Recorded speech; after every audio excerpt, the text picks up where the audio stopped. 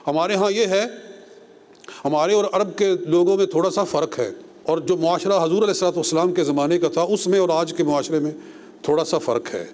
اس زمانے میں جو عورتیں تھیں وہ خود اپنے نکاح کے بارے میں فیصلہ کرتی تھیں، وہ خود پیغام نکاح بھی بھیجتی تھیں۔ حضرت خدیجہ الکبریٰ رضی اللہ تعالی عنہا نے پیغام نکاح حضور پاک صلی اللہ علیہ وآلہ وسلم کو خود بھیجا تھا۔ آپ نے سنا ہوگا، آپ نے پڑھا ہوگا سیرت کی کتابوں کے اندر کہ جناب خدیجہ الکبریٰ نے اپنا نکاح کا پیغام خود بھیجا تھا۔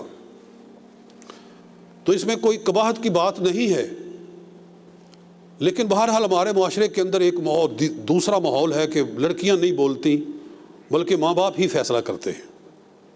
تو اگر ماں باپ ہی نے فیصلہ کرنا ہے تو اگر وہ فیصلہ نہیں کرتے اور وہ لڑکی خدا نہ خواستہ کسی گناہ کے اندر مبتلا ہو جاتی ہے تو اس کا وبال کس کے اوپر آئے گا؟ ظاہرہ انہی لوگوں کے اوپر آئے گا کہ جو فیصلہ کرنے والے تھے۔ وہ تو بیچاری بول نہیں سکتی کہ میرا کہیں نکاح کرو شرم کے مارے، تو جو اس کے فیصلے میں تاخیر کرتے ہیں حتیٰ کہ وہ کسی غلط راستے پہ چل پڑتی ہے تو اس کا گناہ سارے کا سارا پھر ان پر، پھر اس کے بعد پھر روتے ہیں کہ آئے منہ کالا ہو گیا۔ تو پہلے ہی بہتر فیصلہ کرنا چاہیے تھا۔ مقصد یہ ہے کہ جب حضور علیہ السلام فرما رہے ہیں کہ نکاح ایمان کی حفاظت ہے، نکاح آدھا ایمان ہے، تو جب رسول پاک صلی اللہ علیہ وسلم کی بات سے ہم منہ موڑیں گے تو اس کا نتیجہ پھر کوئی نہ کوئی غلط نکل سکتا ہے۔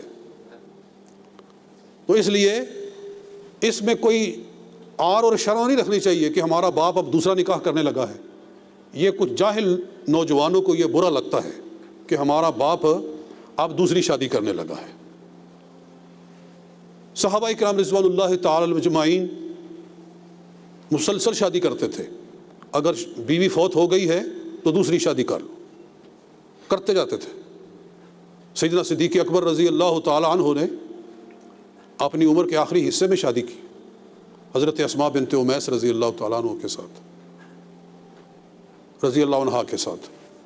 اور کئی خواتین ہیں کہ انہوں نے کئی نکاح کیے، شوہر فوت ہو گیا دوسرا کر لیا، وہ فوت ہو گیا تیسرا کر لیا، یعنی وہ کسی نہ کسی مرد کے ساتھ وابستہ رہی اور اس کے سائے کے اندر رہی، کہ جو عورت کسی مرد کے سائے کے اندر ہے اس کی عزت محفوظ ہے، اس کا دامن محفوظ ہے، اور جب کسی سائے سے وہ خالی ہے تو غیر محفوظ ہے۔ یہی حضرت اسماء کا جو میں نے ابھی نام لیا ہے، میں نے شاید پہلے بھی بتایا تھا کہ یہ پہلے ان کا نکاح تھا حضرت علی رضی اللہ تعالیٰ عنہ کے بڑے بھائی حضرت جعفر طیار کے ساتھ۔ حضرت جعفر طیار رضی اللہ تعالیٰ عنہ وہ غزوہ موتا کے اندر شہید ہو گئے، تو ان سے حضرت صدیق اکبر نے نکاح کیا۔ پھر حضرت صدیق اکبر رضی اللہ تعالیٰ عنہ آقا دو جہاں صلی اللہ علیہ وسلم کے وصال کے بعد 2 سال خلیفہ رہے۔ پھر آپ کا وصال ہوا تو اسماء بنت امیس کے ساتھ جناب مولا علی شیر خدا رضی اللہ تعالیٰ عنہ نے نکاح کیا۔ یہی وجہ ہے کہ محمد بن ابی بکر وہ بیٹا تو صدیق اکبر کا ہے، حضرت صدیق اکبر رضی اللہ تعالیٰ عنہ کا، لیکن پالا اس کو مولا علی المرتضیٰ نے ہے، کیونکہ وہ ان کے گھر میں آ گیا، اور پھر جناب حضرت حیدر کرار کی تربیت سے وہ جوان ہوا۔ اسی لیے وہ جنگ صفین میں اور جنگ نہروان میں اور دیگر جو جنگیں تھیں حضرت علی کے زمانے میں، ان کے اندر وہ آگے بڑھ بڑھ کر لڑتا تھا۔ تو کہنے کا مطلب یہ ہے کہ حضرت اسماء بنت امیس رضی اللہ تعالیٰ عنہا انہوں نے تو کوئی آر محسوس نہیں کی کہ پہلے ایک شادی ہوئی پھر وہ فوت ہو گیا، پھر دوسری ہوئی پھر وہ فوت ہو گیا، پھر تیسرے کے ساتھ کی۔ تو اس میں کیا شرم کی بات ہے؟ اس میں کوئی شرم کی بات نہیں ہے۔ ہمارے ہاں یہ ہے کہ اگر ایسا ہو تو کہتے ہیں کہ جی اے بندے کھانی ہے، جی اے بندے کھانی، بندہ کھا جاندی ہے۔ مقصد یہ ہے کہ اس کے ساتھ شادی نہ کرو کہ مرنا ہے تو اس کے ساتھ شادی کر لو۔ تو یہ شیطانی وسوسے ہیں، یہ وہ شیطانی رکاوٹیں ہیں جو معاشرے میں بے حیائی کے فروغ کے لیے شیطان کرتا ہے۔ شیطان ہمارا دشمن ہے، سب سے بڑا دشمن ہمارا کون ہے؟ شیطان۔ ان الشیطان للانسانی عدو مبین۔ رب فرماتا ہے کہ شیطان انسان کا کھلا دشمن ہے، وہ کوئی ہماری اچھائی نہیں برداشت کرتا، کہیں سے ہماری خیر ہو وہ شیطان کو برداشت نہیں ہے۔ حضرت امیر معاویہ رضی اللہ تعالیٰ عنہ بات میں بات آ گئی، ایک دن فجر کی نماز سے پہلے سوئے ہوئے ہیں کہ کسی نے کہا اٹھو نماز پڑھو، تو آپ نے دائیں بائیں دیکھا، اٹھ کے بندہ کوئی نظر نہیں آیا، کہا کون ہے، کس نے جگایا ہے؟ آواز آئی میں شیطان۔ فرمایا تو نماز سے روکتا ہے، تو نے کیوں جگایا ہے؟ تو کہنے لگا کل آپ کی نماز جماعت سے رہ گئی تھی اور آپ دن بھر افسوس کرتے رہے اور آپ نے اللہ سے دعا کی اور آپ روئے، اللہ تعالیٰ نے آپ کو 100 نماز کا ثواب دیا۔ میں نے کہا یہ کہیں پھر سو گیا نا تو پھر 100 مل جائیں گی، اس کو جگا ہی دو جی۔ تو مطلب یہ ہے کہ وہ ایسا دشمن ہے کہ ہماری کوئی بلائی کوئی خیر اس کو پسند نہیں ہے، اسی لیے تو وہ شیطان ہے۔ تو یہ شیطان ہے جو ہمیں وسوسے ڈالتا ہے اور ہمارے ایمان کو برباد کرنے کے لیے ہمیں برائی کی طرف کھینچتا ہے اور نیکی سے روکتا ہے۔ میں یہ کہہ رہا ہوں کہ کوئی بھی حالات ہوں، نکاح سے کسی کو روکنا یا خود نکاح سے رکنا یہ اللہ تعالیٰ کے ہاں پسند نہیں ہے۔ اسی طرح ایک اور بھی رکاوٹ ہے نکاح کے سلسلے میں ہمارے معاشرے کے اندر، وہ یہ ہے کہ کہتے ہیں کہ جی شادی بس اپنے خاندان میں کرنی ہے، شادی خاندان سے باہر نہیں کرنی۔ کچھ بزرگ ایسے جاہل ہوتے ہیں، وہ اپنی بزرگی ثابت کرنے کے لیے کہ جناب فیصلہ ہم نے کرنا ہے، ان کو شوق ہوتا ہے کہ ہم اپنا کنٹرول ثابت کریں، اور وہ کسی نہ کسی بات پہ اڑے ہوتے ہیں۔ ان میں سے ایک یہ بھی ہے کہ جی ہم نے اپنے خاندان کو پاک رکھنا ہے، پیور رکھنا ہے، ہم جٹ ہیں تو پیور جٹ ہیں، ہم راجے ہیں تو پیور راجے ہیں جی، ہم فلاں ہیں تو پیور ہیں، لہٰذا خاندان سے باہر شادی نہیں کرنی، کوئی دوسرے خاندان کی لڑکی لے کر نہیں آنی۔ تو یہ بھی ایک رکاوٹ ہے۔ لڑکیاں بڑی عمر کی ہو جاتی ہیں، رشتے بھی آتے ہیں، اچھے اچھے رشتے آتے ہیں، لیکن کہتے ہیں کہ جی خاندان کے نہیں ہیں، ہمارے خاندان کے نہیں ہیں۔ یہ بھی ایک حماقت ہے، یہ بھی ایک پاگل پن ہے، یہ بھی شیطان کا ایک وسوسہ ہے، اس کے سوا کچھ نہیں ہے۔